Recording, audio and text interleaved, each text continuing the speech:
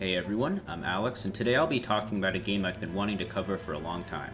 Despite being a spin-off entry, Metal Gear Rising: Revengeance is my personal favorite game in the illustrious Metal Gear series.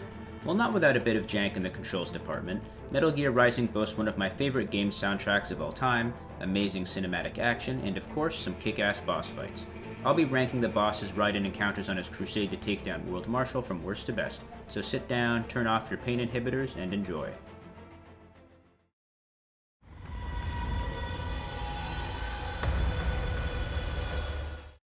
I was really debating if I'd count this on my list or not since it's such a minor throwaway fight, but it does have a health bar and I find it's fun to have at least one boss at the bottom of the totem pole to piss on in these rankings. Like I said, Hammerhead is pretty pointless. It has super low health and the only semblance of challenge here is conquering the clunky platforming controls to get on top of those pillars to hit it. Once you do that, the Hammerhead and anybody in it is as good as dead. You can use the rocket launcher if you really want to violate this thing, but I'd have run out of gameplay pretty fast if I did that. With zero story significance, zero stakes, and zero challenge, the Hammerhead is an inoffensive but bizarre inclusion that works better as a normal enemy.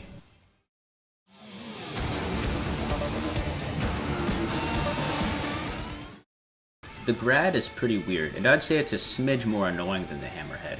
It at least poses an actual threat though, so I gave it a slight edge over that.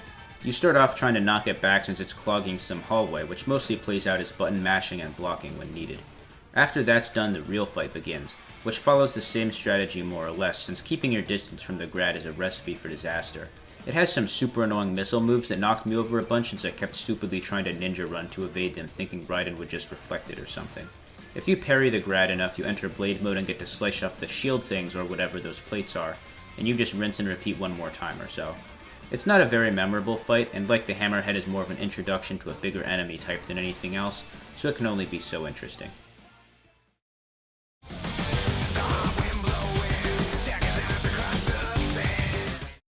Despite being a member of the Winds of Destruction, Kamsen is only a key player in the Blade Wolf DLC, so his character feels underdeveloped. His few lines indicate an intellectually stunted obsession with the word freedom, and that's the only trait he's given save for a penchant for swearing.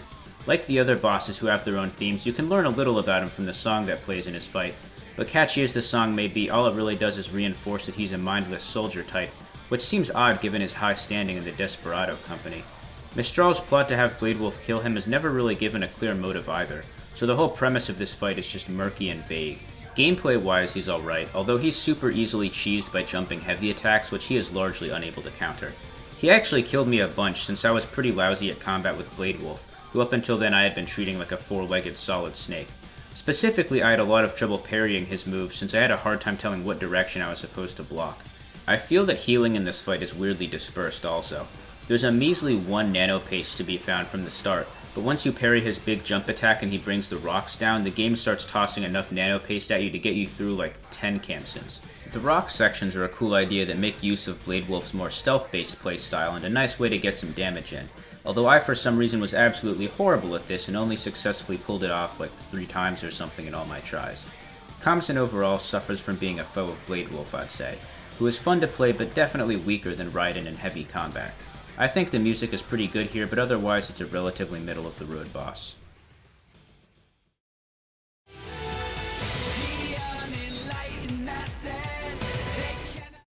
Cool looking as this thing is, I'm not sure I understand why it was built. The whole core idea of a Metal Gear is being a portable nuke launcher, and as far as I can tell this thing is only armed with giant swords, which seems a lot less useful in a war. I guess this thing could just be an anti-Metal Gear weapon like the Ray model, but it's really not clear. Anyways, qualms about the effectiveness of this machine aside, it's a cool enough spectacle. Just as Nintendo loves putting a head and 2 hands boss in every other game they make, Platinum Games seems to have a thing for giant bosses that stand in the foreground and make you whack their arms over and over. I'd say this is their best take on that boss, although the competition isn't particularly fierce. I really like the banter in this fight, although anything where Senator Armstrong is talking is always going to be great. "Uncle Sam needs you to die, Jack," gets me every time. The attacks you're up against are pretty simple, it's mostly just slams for the majority of the fight. He does eventually start stomping on you, which is a confusing move because he repeated it so many times that I thought my game was bugged or I was supposed to do something other than just block it. The fight eventually shifts to dodging lasers, which you can use to kill the UGs he summons and get some health refills, which is nice, although the laser can be wonky to avoid. The standout part of the fight is the ending, where you manhandle the Metal Gear and rip off a sword arm that you use to defeat it in a huge sword fight. Although I found the blade mode sequence to be sort of lame since it's so slow that it took the wind out of my sails a little. The fight's a bit repetitive and is carried pretty heavily by the scale and amazing music, so Excelsis ranks among the lesser offerings of Metal Gear Rising.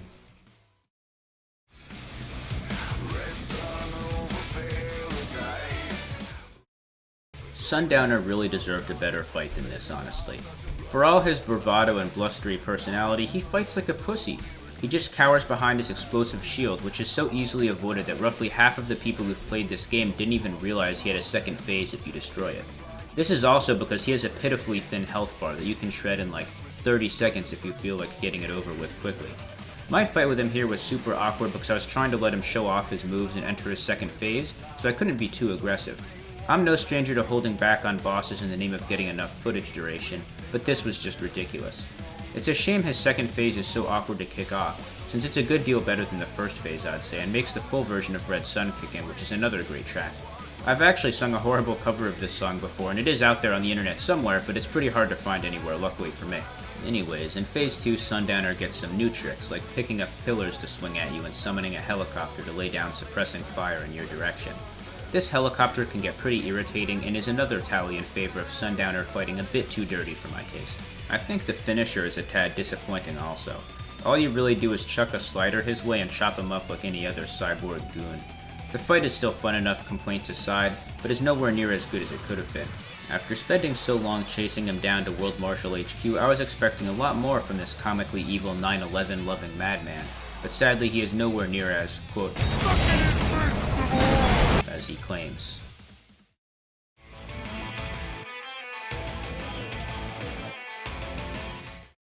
Given how early you fight Blade Wolf, it makes sense that he's pretty easy, but he's not easy in a way that lets you totally zone out and ignore him, which is great. A boss should keep the player highly engaged, which is not exclusive to difficult fights contrary to popular belief. Blade Wolf is blindingly quick and does enough damage to not be a negligible threat, but good parry timings will leave him wide open for punishment. He retreats to summon some UGs every now and then, which in most games would be obnoxious, but in this game means free healing, so it serves as a break in the action to get ready for the next phase of Blade Wolf's onslaught. Blade Wolf himself is a cool character too. His storyline about becoming fully sentient and free from Desperado's orders over time is entertaining, and of course he's got a chainsaw tail, which is badass.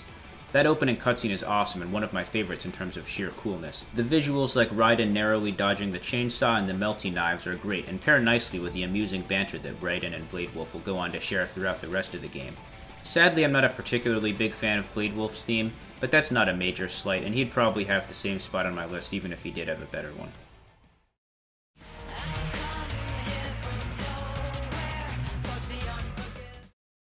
The fight with Mistral is an awesome way to cap off the first full level of the game, with plenty of plot significance and fun action to go around. As a survivor of the Algerian Civil War, Mistral was a perfect fit for the Winds of Destruction, and her gimmick of having multiple arms thanks to the Dwarf Geckos makes for some pretty unique attacks. Her signature move is a crazy vertical spin attack where she flies around with her pole arm and tries to run into you, which is best avoided by careful parrying. There are some great QuickTime events in this fight, which is something I'm a fan of. I feel like QuickTime events are generally frowned upon, but if they're cool enough, I think they're a great way to fuse cutscene quality action with gameplay, and immerse the player in whatever crazy stunts Raiden or whoever is pulling off. The second phase is unique on a 2D plane, where dodging is pretty much useless and it's all about parrying. She gets a much more varied moveset here, full of whip-like swings and sending herself flying at you from above. It's not too tricky since she's not super tanky, but it's got some nice variation before the final phase in the Burning Factory, where she fights like she did in the first phase but on steroids. Mistral's theme is in the top 3 in the game for me, and it's a really neat feature how when you trigger the ending of the fight, the song cuts seamlessly to the most intense part to make the finisher more epic. Ironically enough, the cold wind of France gets liquid nitrogened into an ice statue, which is a pretty creative way to end things off, I gotta say. I liked her ending transmission where she hinted at her allegiance to Armstrong, and the misunderstanding of who her message was meant for was sort of funny. Mistral is intense and fun, but not overwhelming for the early game, and is the first boss on my list that I'd say is in the elusive top tier of bosses in general.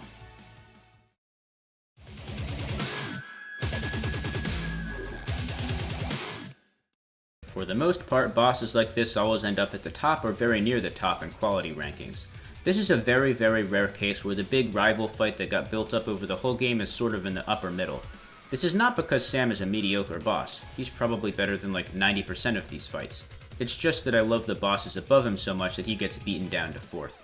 There are issues though in my opinion, which I'll bang out right away.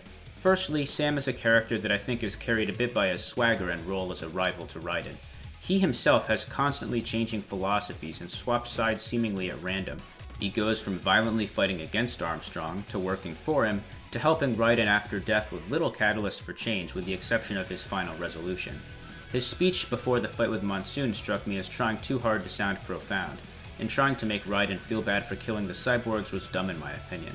My second complaint is that I don't particularly care for his theme, although it does feel fitting, so it's not a major offense. With that out of the way, he's perfect from a gameplay perspective. And as you guys may know, I generally try to separate character quality from gameplay quality in boss rankings, so my thoughts on his writing failings factor in pretty minorly overall. The fast-paced parry fest that makes up his fight is exactly what you'd want from a one-on-one ninja cyborg showdown, and is one of the most dynamic fights in any game I've played. Eventually you knock Sam's sword out and he doesn't even care, he just switches to barehanded combat, which is pretty hardcore. He's even harder in this phase than the first, funnily enough, so I usually try to nuke him off the bat with Sundowner's weapon to minimize my time getting tossed around and pummeled. Eventually he gets the message and goes back to classic sword fighting, but he's got some new tricks as you'd expect. I really like the setting of this fight. Deserts tend to be my favorite looking areas in games, so I'm glad they decided to have this match in the Badlands. The revelation that Sam was barely a cyborg was a great moment too. Made me look back at everything he'd done early in the game and be like, well damn. I think this is as good a fight as they could have given Sam, really, and it mostly comes down to personal preference for these last few entries.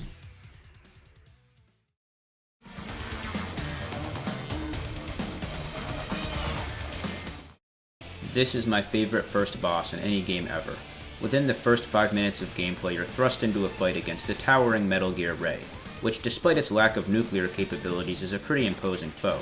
The ninja run is an awesome flashy mechanic, and this fight is an amazing showcase of it, with Raiden having to deflect an endless hail of bullets as he makes his way over to the legs to slash him up. There's a lot of attack variety, and it definitely leans towards teaching the player in a trial by fire than they do letting you ease in. That's actually one of my only gripes, which is I think it's too punishing for new players. I remember being really confused on my first playthrough since by this point the game hadn't really communicated to me how to parry, and I played the game with PS Now streaming, so I didn't have the manual to fall back on to check the controls. Now that I know what I'm doing though, it's a great time, and it's refreshing to start the game off with a bang rather than some plodding introductory crap. The part where you block its sword and Rules of Nature kicks in is one of the most iconic parts of the game, and a really cool way to show just what Raiden is capable of. When you think you finally cut the thing in half, it comes back with a Revengeance later in the mission, now with more lasers and missiles. I really like that move where it puts its arm on the building and makes you cut up all the missiles it launches. It's a great way to introduce Blade Mode to the player, and I wish there were more things in the game that took advantage of it. The second phase is a bit easier than the first, I'd say, but I actually like it more. The finisher is also one of the best I've seen in any game, and probably the best in this game for sure. I love how crazy it is that Raiden just footstools a bunch of missiles, and the visual of running down that building is awesome, along with the ending where you perfectly carve it in half and stylishly sheath the blade as it blows up. Metal Gear Ray makes for an extremely strong opening event and serves to show newcomers just what to expect from the rest of the game.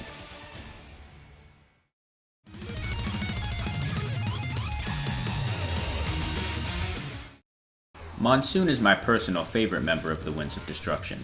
No one I've asked ever seems to agree with me on this, but for some reason I really like his voice and find it amusing.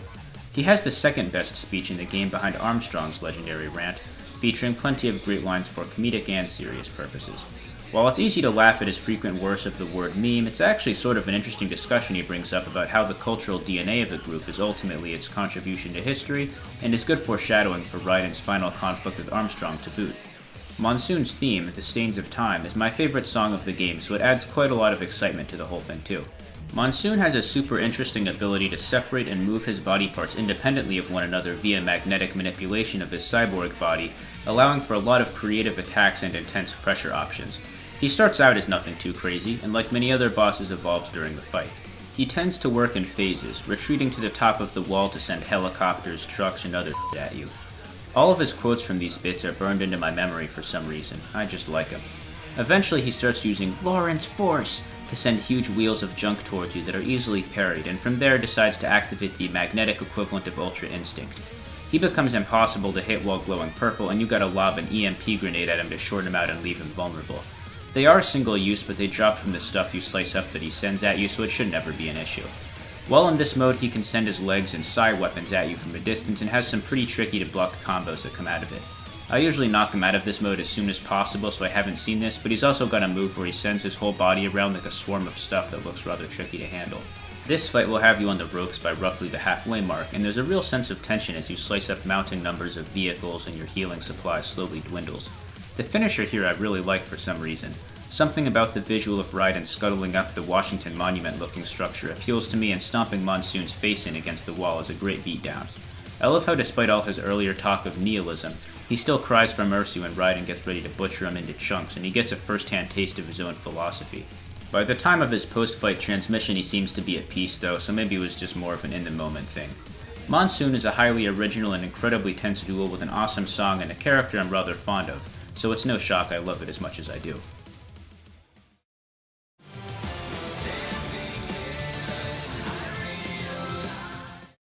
This is one of those cases where there's pretty much an objectively correct choice for number one that no one will contest. In quite literally every aspect, Senator Armstrong is perfect, and is my personal favorite final boss of all time if I had to choose one.